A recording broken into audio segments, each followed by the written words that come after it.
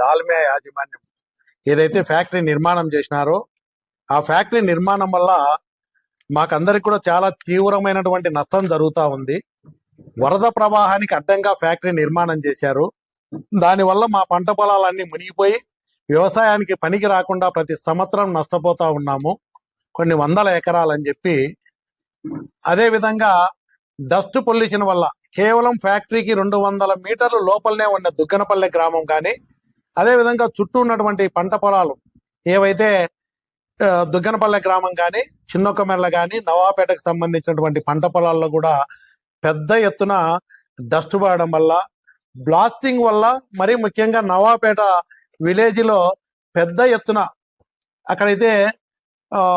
ప్రజలు నివసిస్తున్న ఇళ్ళన్నీ కూడా దెబ్బతినిపోయి ఇబ్బంది పడే పరిస్థితి వచ్చింది, పడిపోయే స్థాయికి వచ్చినాయని చాలా మార్లు అధికారుల దృష్టికి తీసుకుపోయినా కూడా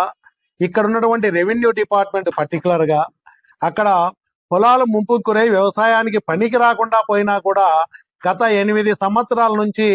ఇక్కడ ఏ నష్టం కూడా జరగలేదని చెప్పి దాల్మియా యాజమాన్యం యొక్క ప్రలోభాలకు ఒత్తిళ్లకు